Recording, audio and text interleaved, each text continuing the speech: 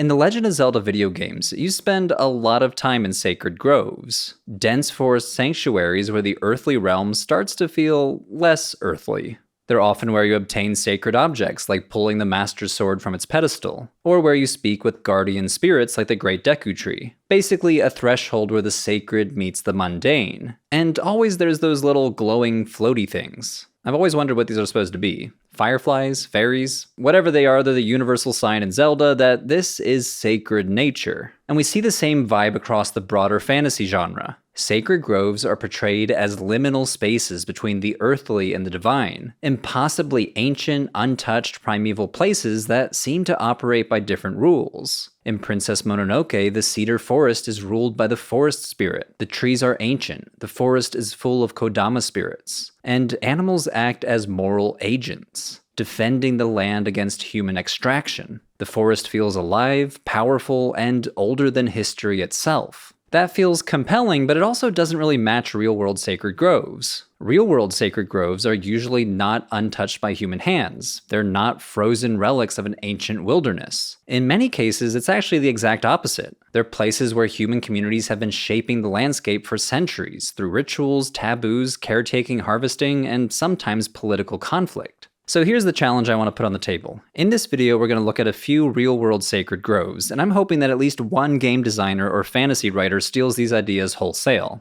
Okay, let's start with a working definition. As with any religious phenomenon, sacred groves are incredibly diverse. They exist across multiple continents, religious communities, and ecosystems, from the Himalayas to the Mediterranean, from Shinto shrine forests to African ancestral groves. But despite this diversity, we can identify at least a few general principles that mostly hold up across cultural contexts. The grove part is the easy part. At a minimum, we're talking about a patch of forest or vegetation, some bounded space in the natural world, however small. Sometimes the sacred grove is literally just a few trees. But what about the sacred part? That's the harder part of the definition. And here, fantasy storytelling actually gets something right. Sacred groves are sacred because they're set apart. They operate under different rules than the everyday world. The English word sacred comes from the Latin sacer, meaning something dedicated or set apart for the gods. It's a word that implies boundary and restriction, something marked off and not to be treated like everything else. This tracks closely with how the early 20th century sociologist Emile Durkheim described religion. For Durkheim, religion is all about the line drawn between the sacred and the profane. On one side, you have ordinary life, cooking, working, walking around.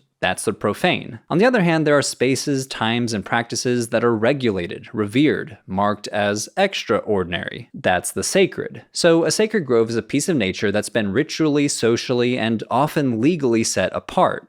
Another thing fantasy gets mostly right is that sacred groves are often considered to be the home of a supernatural presence. Sacred groves aren't sacred because they're natural. They're sacred because something supernatural is believed to dwell in them or move through them. Now, the specifics differ across cultures. In Japan, for example, shrine forests are often understood as the literal homes of spirits called kami. These shrine groves often surround the sacred structure like a green perimeter, and they themselves are the object of reverence. In other traditions, the divine presence is less about dwelling and more about the manifestation of the divine. Take central Italy, for example. Across the countryside, you'll find small shrines nestled into groves. Many of these shrines mark sites where saints or angels are believed to have appeared and worked a miracle, maybe like helping a shepherd find a lost animal. A shrine is built to commemorate the event, and the grove around it becomes protected. In southern China, and also in Korea, many villages protect feng shui forests. Groves embedded in a broader system of beliefs about the flow of qi, or vital energy. These forests are usually located near a village where they also help to regulate wind, water, and the balance of qi thought to sustain prosperity and well-being. When those relationships are maintained, the village is believed to flourish, and when they're disrupted, misfortune can follow. So the general theme here is, across cultures, sacred groves are places where the divine is present. It is localized and it's accessible, whether it's a Catholic saint, an ancestor, or qi.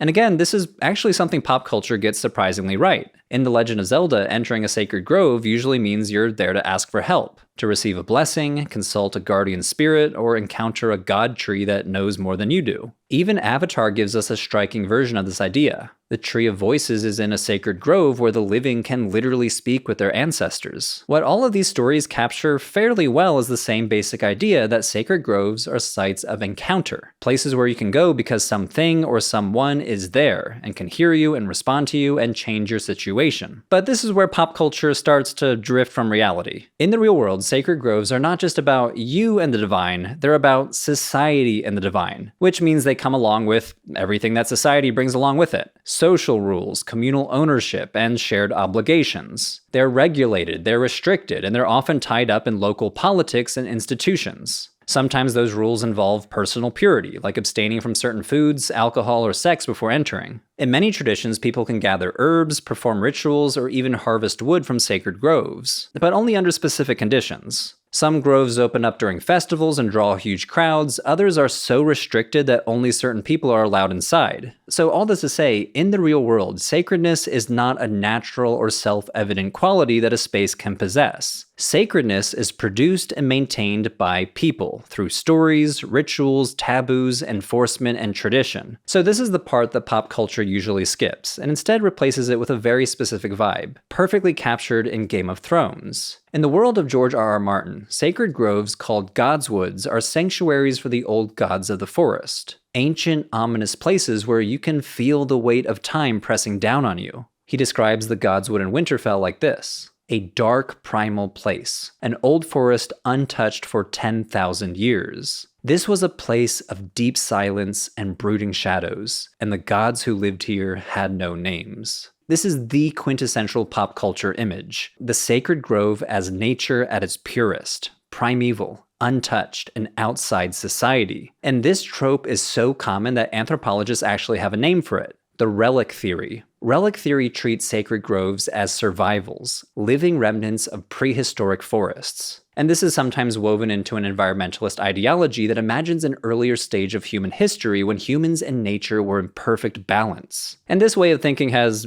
deep roots. One of its most influential architects was the Scottish anthropologist James Frazer, whose massive and wildly speculative book, The Golden Bough, shaped how generations of scholars and storytellers imagined what he called primitive religion. Frazer stitched together classical texts, colonial-era ethnography, and secondhand travel accounts to sketch a grand evolutionary history of religion, and sacred groves sat at the center of that story. Frazer opens The Golden Bough with the sacred grove of Diana at Nemi in Italy, where, according to ancient Roman sources, a priest-king guarded the forest and ruled only until he himself was killed by a challenger. For Frazer, the grove was a remnant from an ancient world where ritual violence, kingship, fertility, and nature were all bound up together into a single moral system. Frazer helped cement sacred groves as icons of an integrated social, political, and ecological order, a pre-social world before bureaucracy, before capitalism, and before industrial extraction fractured those relationships. And that idea turned out to have real staying power. As environmental movements gained momentum in the late 20th century, sacred groves took on a new appeal, not just for scholars, but for activists, artists, and storytellers. Sacred groves seemed to point to an alternative way of relating to nature, one governed by taboo and moral obligation rather than policy. The anthropologist Michael Sheridan argues that this is why the relic theory still resonates today. Sacred groves function as a kind of moral mirror set up against modern consumption and environmental damage. They suggest a lost world where people once knew how to live properly with the land. And it's exactly the version of sacred groves that modern fantasy inherits. Untouched ancient forests, guarded by spirits, standing in for a better, more coherent past. It's an emotionally powerful image, but it tends to write the role of local communities out of the picture. When scholars actually study sacred groves on the ground, they often do find real ecological differences, just not for the reasons relic theory assumes. For example, let's reconsider those Italian sacred groves I mentioned earlier. Shrine groves there do tend to be more biodiverse than the surrounding landscape, with older trees and a wider variety of plant life. But locals play a huge role in that. Trees are pruned, people let their animals graze there, and locals actively encourage plants used in veterinary medicine to grow there. So these groves flourish not because they've been left alone, but because they've been carefully tended to.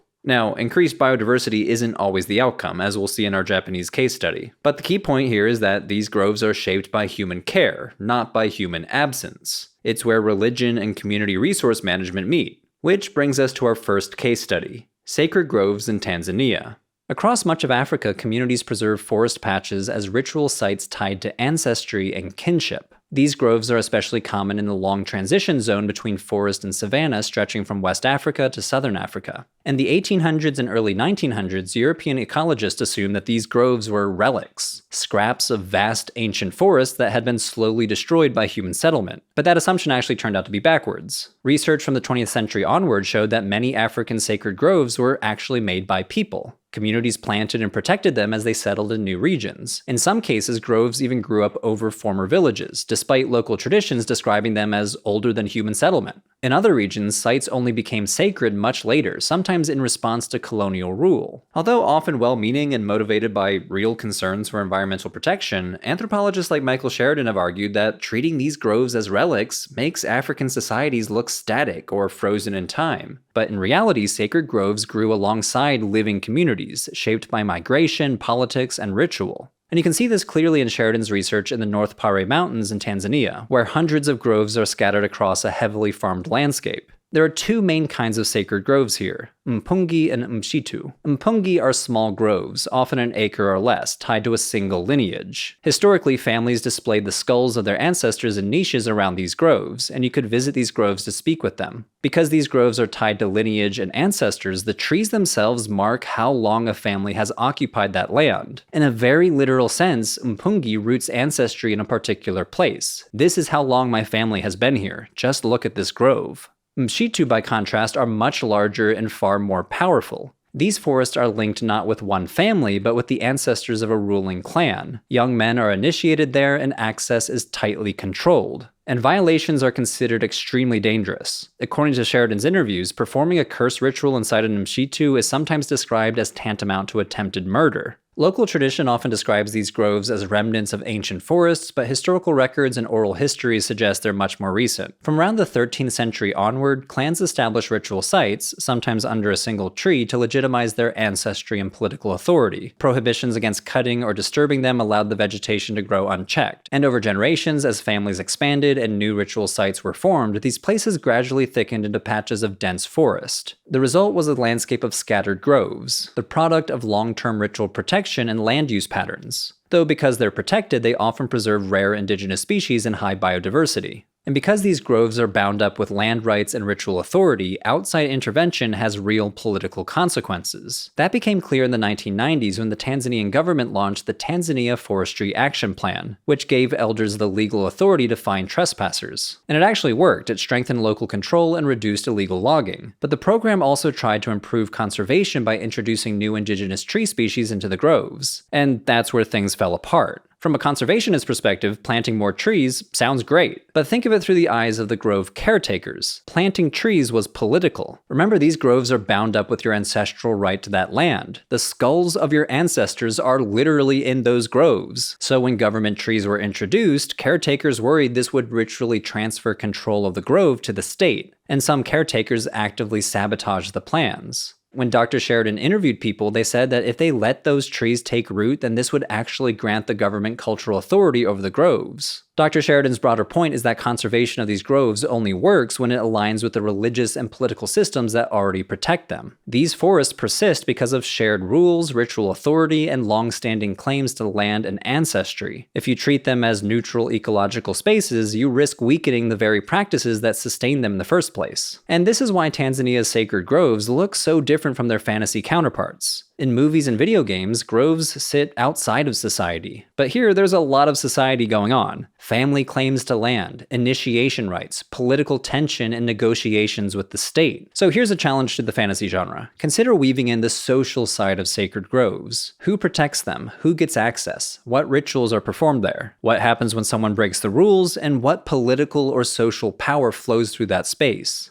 Turning now to India for our next case study, which arguably has more sacred groves than anywhere else in the world, over 100,000 by some estimates. But to keep things focused, we'll zoom in on Tamil Nadu in southern India, where the scholar of religion Eliza Kent has studied sacred groves known as temple forests or god groves. Some are patches of forest in the middle of grazing land for animals, and others are nestled in the valleys of surrounding hills. Here, sacred groves often aren't obviously demarcated, like with a fence or wall. There might not even be a central image or shrine in the middle of them, but locals know where their boundaries are, and they're expected to take off their shoes or sandals when entering, the same way they would when entering a Hindu temple. At first glance, these groves seem to be a classic example of Durkheim's idea of the sacred, as something set apart. But Dr. Kent shows that this separation is never totalizing. The forest is understood as the deity's home, and even the deity's temple, and the trees are often described as belonging to the god that dwells there. At the same time, though, the grove functions as a kind of collective trust with the locals. Fallen fruit may be gathered and auctioned off, dry branches collected for fuel, and in some cases, roads or power lines even pass through the grove. And yet still, people will say everything here belongs to the god. So sacred as set apart doesn't necessarily mean untouchable. Many groves in this region are dedicated to so-called fierce deities, gods that are more volatile and impatient, which is precisely why they live in the surrounding forest. This fits into a broader sacred geography. As Dr. Kent writes, calmer deities such as Ganesh are located in the civilized heart of the village, at the center, and the wilder, more fierce deities are located on the margins. These forest gods are often modeled on polygars, early modern chieftains who ruled parts of Tamil Nadu between the 16th and 18th centuries. Like those chieftains, the gods are territorial, protective, and quick to punish transgression. Their myths are full of weapons, horses, and vengeance. But they aren't outsiders. These gods still belong to the village as guardians. A well-known example is Karupasamy, who appears in stories as a divine bodyguard, protecting land, enforcing justice, and punishing those who overstep their rights. Sometimes, though, sacred groves here don't stay small and local. If a god becomes popular enough, a grove can gradually turn into a temple and even a pilgrimage destination. Dr. Kent traces this process at Putupatu, a grove associated with the god Ayanar. According to tradition, Ayanar was conceived there by Shiva and Mohini, Vishnu in his female form. For a long time, the forest had no buildings at all, and people avoided entering it because the god had a fearsome reputation. Ayanar would strike you with sickness if you accidentally stumbled across his path when he was out hunting, and taboos kept the grove dense and untouched. That changed in the 70s, though, when a government agency overseeing temple administration took control of the site. As Ayanar's reputation spread, the grove attracted more and more visitors, and then more infrastructure. A temple was built, smaller shrines followed, and roads were cut through the forest. Today, thousands of pilgrims visit the site each year, and the sheer volume of people and vehicles has taken a toll on the grove's ecology. In her book, Dr. Kent's broader argument is that management matters. When a sacred forest is governed by people who live with it every day, taboos tend to hold. But when it becomes part of a wider pilgrimage network, those restrictions start to weaken. The grove doesn't stop being sacred, but it does stop being dangerous, restricted, and tightly controlled. And this gives us an interesting angle for world builders. In Avatar, the sacred grove of the Tree of Voices is hushed, pristine, and anti-economic. Sacredness is communicated through silence, restraint, and sheer emptiness. Putupatu shows a different path, where pilgrimage turned a forest into a religious economy, and that didn't necessarily make it less sacred to those who worship there. It just changes how it's sacred. Sacred groves don't have to sit forever on one end of a spectrum between untouched nature and spoiled civilization. A grove might begin as a forbidden ground and then slowly become a crowded holy site. This tension between local control and institutional control shows up in our final case study, the Shinto shrine groves of Japan, known as Chinju no Mori. These are forests linked with particular Shinto shrines and believed to be the dwelling places of spirits called kami. There are literally thousands of them across Japan, sometimes just a cluster of trees behind a neighborhood shrine, and sometimes they're enormous forests, like Meiji Jinju in Tokyo, which has around 160,000 trees spread over 70 hectares. In recent decades, Shinto institutions have increasingly promoted Shinto as a religion of the forest, and organizations like the National Association of Shrines and the International Shinto Foundation regularly use environmental language to describe Shinto, describing it as a form of ancient nature-centered spirituality. According to the scholar Iker Rotes, shrine forests have become one of Shinto's core topics in contemporary conversations about Shinto, and the main shrine organization Jinja Honcho often highlights shrine groves as symbols of harmony between humans, nature, and the divine. Here again we see the relic theory at work. Shrine groves are frequently described as untouched primeval forests, survivals from a mythic past.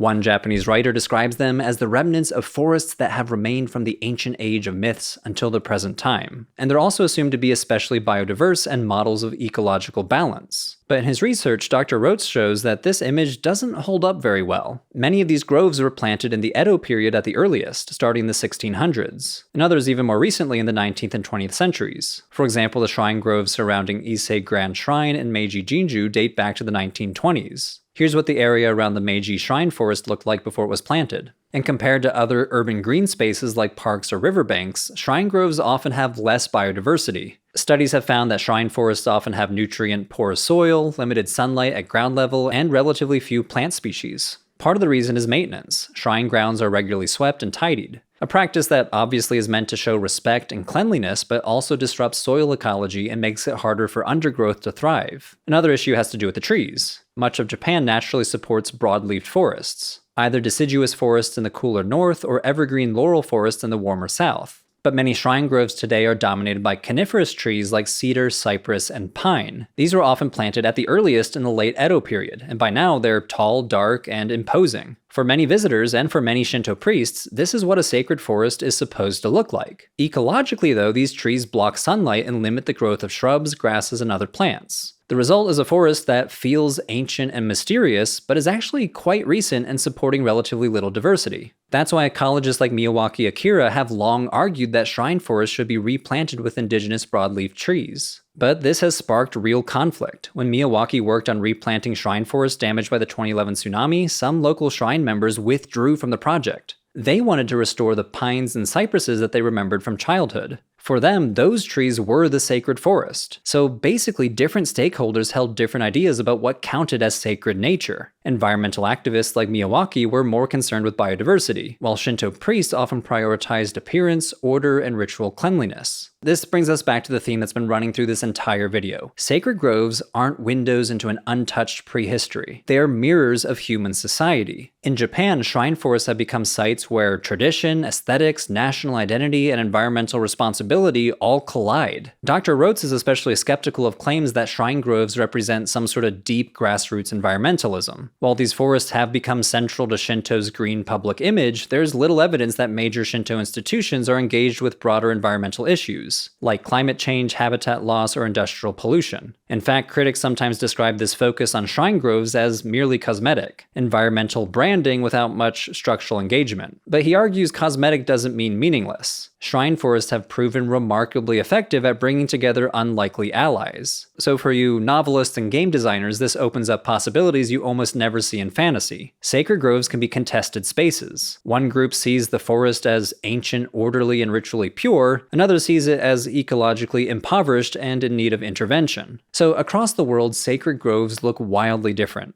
You have feng shui forests in southern China, Catholic saint groves in central Italy, and fierce deity groves in rural Tamil Nadu. Some are lineage shrines tied to ancestors, others are home for volatile guardian gods. Others still are carefully curated shrine forests in the middle of a modern city. But a few patterns run through all of them. Sacred groves are landscapes shaped by society. In other words, these examples show that sacred groves are protected because people collectively choose to protect them. That same idea is why I joined Planet Wild. It's exactly what Planet Wild is built around. They're a community-based organization helping to protect nature. Think of it like crowdfunding for nature. Each month, they team up with a conservation organization to fund a specific mission. Right now, there are 20,000 Planet Wild members, including myself, funding projects like restoring wetlands in Europe that store massive amounts of carbon, protecting river systems from plastic before it reaches the ocean, and helping scientists in Ecuador rescue and breed lost frogs. Endangered species we once thought to have disappeared entirely. And you get to see the results. In less than 30 days after joining, Planet Wild shares a video report on YouTube showing exactly what your membership helped make happen. And if you want to learn even more, you can browse their app for written reports and updates.